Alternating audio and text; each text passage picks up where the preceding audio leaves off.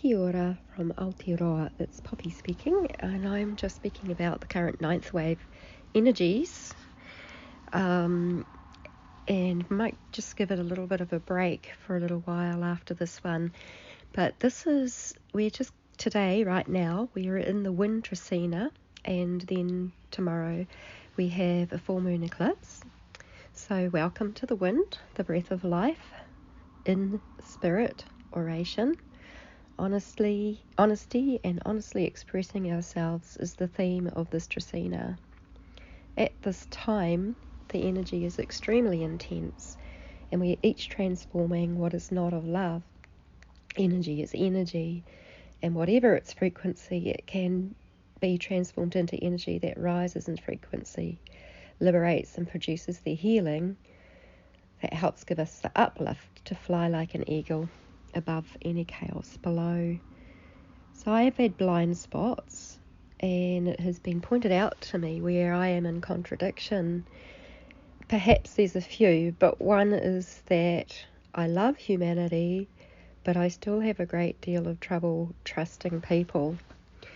And everyone speaks out of their worldview, and we all have unique experiences that form our worldview.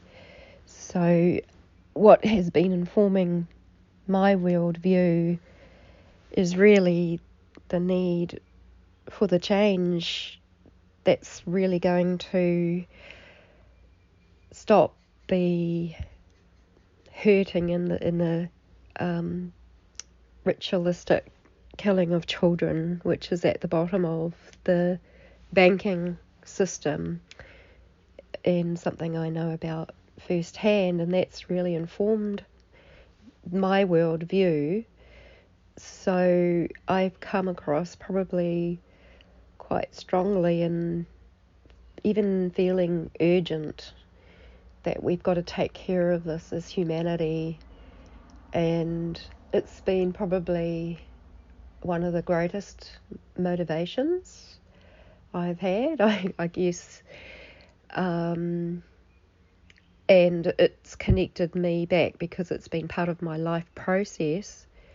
It's connected me back to find the answers, which I have found within the Mayan calendar, and that if we lived the sacred way of the ancient Mayan calendar, we would return back to nature and what is real in this 3D reality.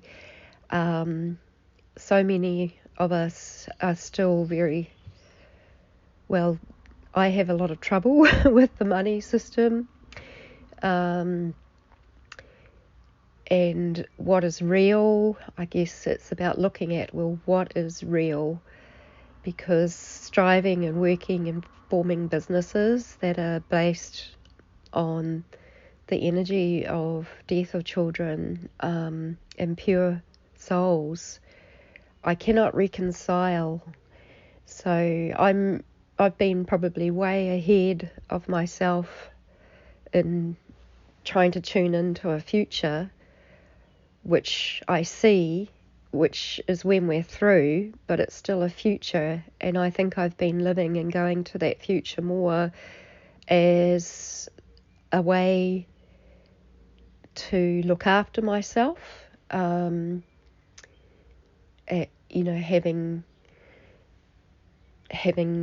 had the massive SRA trauma myself. This is something that we do to protect ourselves, but I know that I have to get right back and fully embrace the last of that healing, as painful as it is. The trauma's through, just like everybody whatever our lot is, those traumas are probably really through, and they're not going to happen again, but we're just dealing with the fallout, and this is a time that we are dealing with that. So yeah, our pasts are over, but there is traumatic fallout in need of transforming, and this causes our DNA to strengthen and start to hold a trauma-free blueprint. So this will make a new earth reality possible, because everyone's DNA will be woven in full integrity eventually. It's bringing so many of us to our knees, and it is a great surrendering. So communication will change more in the future. It will be wonderful when we have each accessed our full potential, and we may help one another along the way to do that over time. But here's me flitting into the future again, that safe place that I want to be. But I have to do the hard work here, obviously, first, like we all do, and we all have our own little tricks inside that have stopped us or caused denial or whatever. And I'm really grateful it's been pointed out to me. So whatever is unlike love is dropping away. It takes love, acceptance, forgiveness, and compassion. So the lunar eclipse is in tonight, so there's still some dream work and meditation requiring balancing of polar extremes to be done for each of us. We all got our hard work laid out for us. Communication is fundamental, and being conscious of our expressions and stopping to breathe before reacting helps us to speak, guided by wairua, which is the Māori word meaning divine spirit. Well, it's actually a frequency word. You can't even explain it that well. It's just beautiful. Just let that sound come off your lips. Wairua, wairua, and te ha, which is the breath as well. So I might take some time out now until I feel more balanced and have sorted out my blind spots, recently made more conscious. May you rise up like an eagle on the uplift of divine spirit, coming more into your essential nature, and I intend it for me too. So much love. And we're in day wave 129, which is 7 eagle. It's about ethics of service and rising above, maintaining peace and war in our own psyches as well. Refuge in the eagle's nest to rise and fly when we need it. I think I'm in the eagle's nest right now. And living by divine providence. This is faith that's starting to come in because so many of our resources are used up now. We rely on miracles of divine protection that are present due to divine connection and spiritual guidance, seeing beyond chaos, knowing that we are safe even though the world seems very hostile out there, that we still have safety in divinity and with the guidance of the spirit. It's reflection on service to humanity. It is a collaboration with Mother Earth's freedom. Or otherwise we're just adding more fears to the suffering.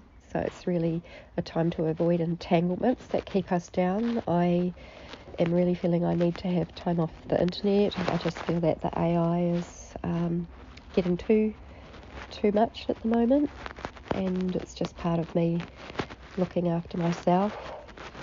The year bearer is 11 road. I haven't mentioned the year bearer for a little while, but it's very significant because the year bearer is actually 11 road, which is about each one of us finding the gateway of our unique destiny roads, like it's a whole year's work, and what is our contribution in service to the all. Yeah, so this is the 129th time wave of 36 solar days since the era of unity consciousness began. These messages are gleaned mostly from meditation with Papa Tuanuku, Mother Earth, and rely on ancient remembrance from her knowledge encoded within my DNA, and we all may access such remembrance. And even though I can still access these, I want to be accessing it in the future just from a better, more stable foundation, and that's part of the reason why I feel I need to take a little time out just to stabilise myself. And so thank you so much to everyone joining me on the sacred task of birthing unity in the Kesh. I am another you.